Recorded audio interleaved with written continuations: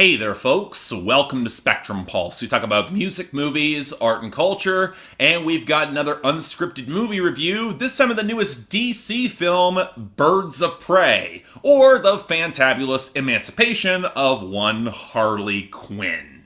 You know, there's a part of me that wants to ask the question of how we got here, because if you had told me probably about 3 to 4 years ago that DC films would ultimately feel like some of the most boundary pushing when it comes to what they've been allowed to get away with in terms of stylism in a lot of these movies, I'd probably say you have your head examined, because at some point, we kind of all took it as a given that Marvel had really nailed a lot of their own stylism down, and when the directors had gotten a little bit more free reign, they could really take some of that comic book energy in a new direction. And for a long time, DC was just striking out consistently. Like, let's be honest, Batman vs. Superman, Dawn of Justice, that wasn't very good. Man of Steel was outright awful. Justice League wasn't good.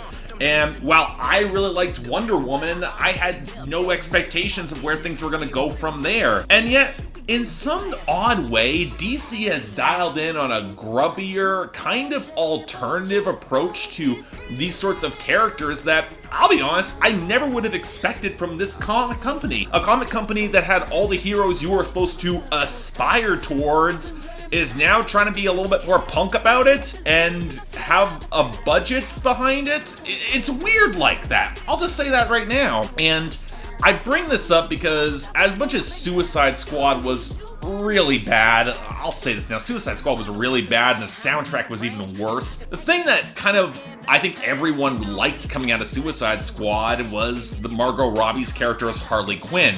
And the fact that that character proved so eminently marketable and Margot Robbie was having the time of her life playing her, I think she probably went into DC and Warner Bros. At some point and says, look, I'm the best thing you have coming out of this franchise outside of Wonder Woman. Give me all the money in the world. Let me make something that's weird and kind of offbeat. And they're like, we'll give you a limited budget and a release date in February. Make of that what you will. And that's kind of how we got this Birds of Prey movie, which feels deliberately small scale, but with enough of a budget and enough stylism to feel like almost a trumped up trauma movie, or one of the more punk subsections of indie film that's a little bit trashier than you might see coming out of sometime in the mid to late 80s or parts of the 90s. It's almost got a bit of an exploitation vibe, especially with the R rating, and I gotta be honest, I had a lot of fun with this.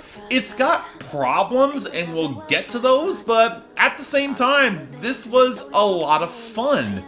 Almost to the point where you kind of started wishing that it was a little more than what it was, and also got the sinking feeling that this is not going to make much money at all, especially for it's being set up to fail. The one thing that immediately jumped to mind when it came to a lot of the action choreography, and which was done by the guy behind John Wick, or even some of the direction and screenplay, the direction courtesy of Kathy Yan, it kind of reminded me a bit of Scott Pilgrim vs. the World. The very kinetic energy, the vibrant usage of colors, some of the great choreography and how it's shot, especially with some of the usage of dynamic slow-mo. It's not as well edited as an Edgar Wright movie, not a lot of things are, but at the same time, it had that same sort of vibe, even beyond Mary Elizabeth Winstead stepping in as Huntress and not getting a ton to do. Here, it kind of has that same sort of punk DIY energy and flair that absolutely makes it stand out. But I also remember Scott Pilgrim failed at the box office in 2010, and that was a midsummer release with a lot of marketing.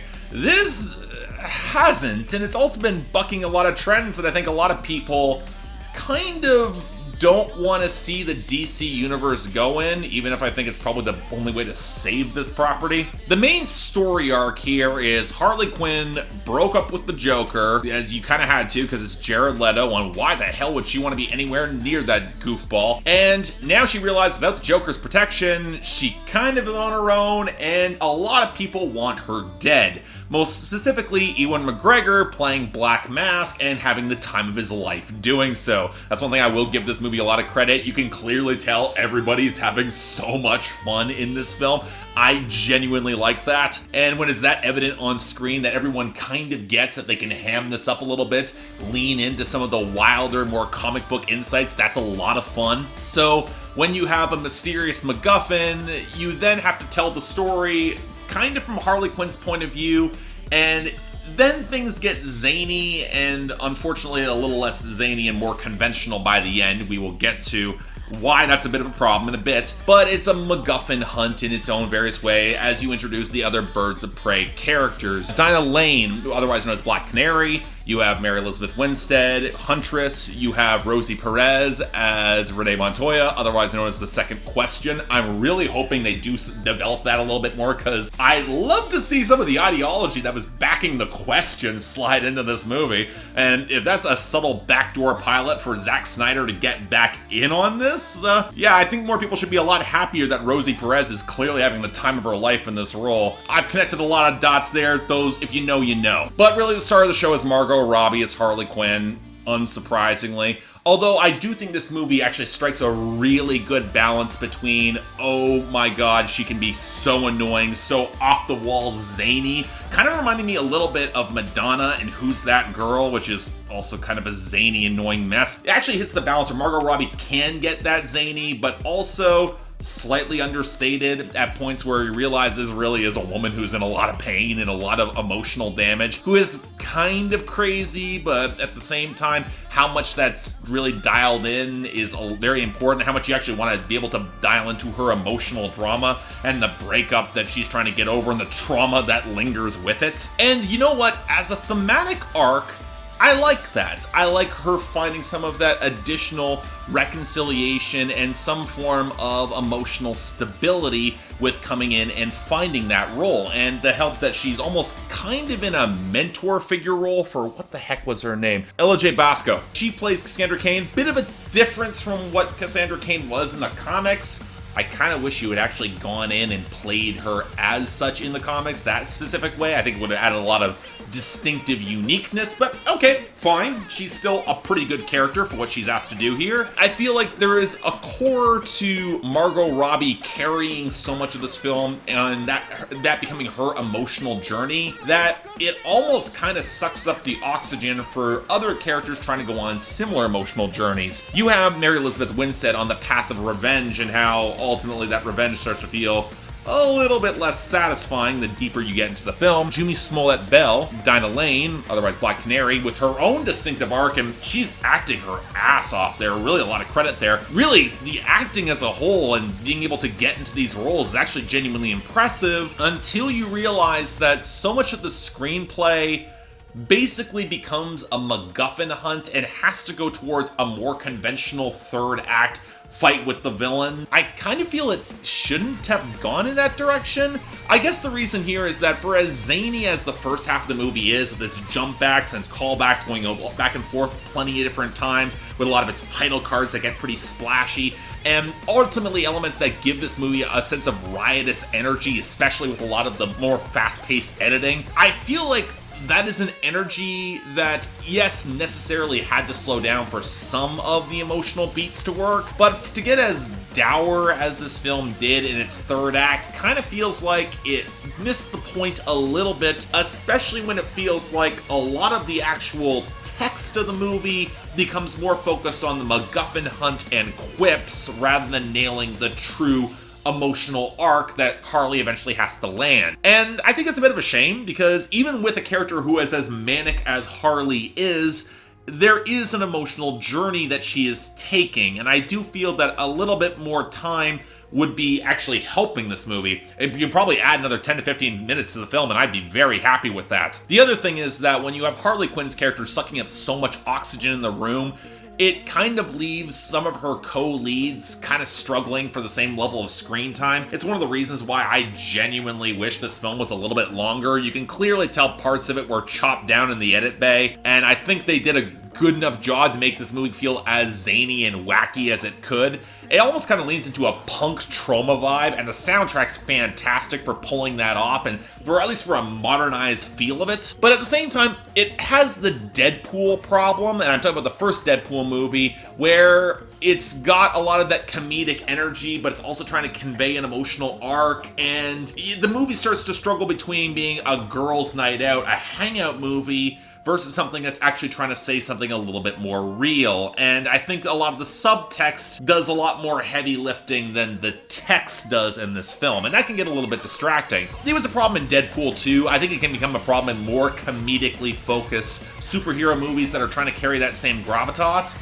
But honestly, I would have preferred this film to get even zanier and wackier. Make it the living cartoon that the film starts off with. I think that when you have actors that are so dialed into their performances, and you have such a set design and structure that is so colorful, so lived in and real feeling, I honestly think they could have done more with that, and I think they probably could have gotten away with it, especially in the third act. You didn't need to dial into the traditional superhero landing spot. But overall, yeah, it's hard for me to say a ton about this movie. I generally liked it. I think the action set pieces are excellent. Soundtrack's great. It's a movie that can unironically play Kesha at a certain point, and it totally worked for what it was. I think a lot of the acting performances are really good. I'm not sure if it completely sets the stage for going into further series. I know they're trying to use this movie to set up a bunch of stuff down the line, and I'm not sure it gave enough of the characters the depth and feel,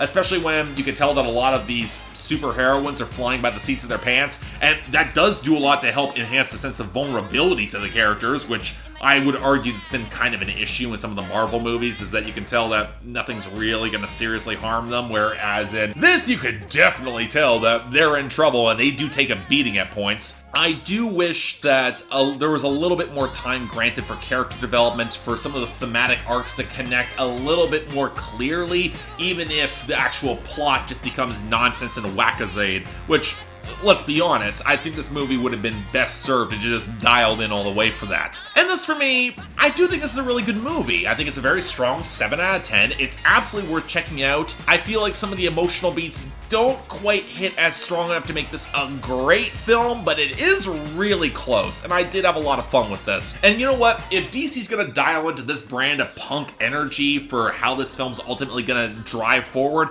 and how the rest of the DC universe is gonna go, a little bit grubbier, a little bit nastier, a little bit rougher around the edges, like you certainly saw with Shazam, and that turned out really well, yeah, I'm on board. They got me back in, and they're getting me back in with something like this. That says a lot. So, yeah, if you're curious about this movie, make the time, check it out. I don't want to see films like this that actually take chances with a distinctive aesthetic and sound and set of characters. I don't want to see them fail. So, yeah, get a chance, check this out. A lot of fun. But hey, beyond that, anything else I might be able to do to improve my presentation, I'm all ears. If you'd like to like and subscribe, I'd be more than grateful. And hey, if you guys have other thoughts about the movie, I've got the comments are down there, and I got the card for you guys to leave your rating. I'm genuinely curious where people fall on this one. I can kind of see this being all over the map, especially for DC fanboys who love the Snyder aesthetic and will just consider this way too much. I'll be honest, it is way too much, but I kind of, once you got into it, you really enjoyed it. But until then, I'm Mark, you're watching Spectrum Pulse, and I'll see you next time.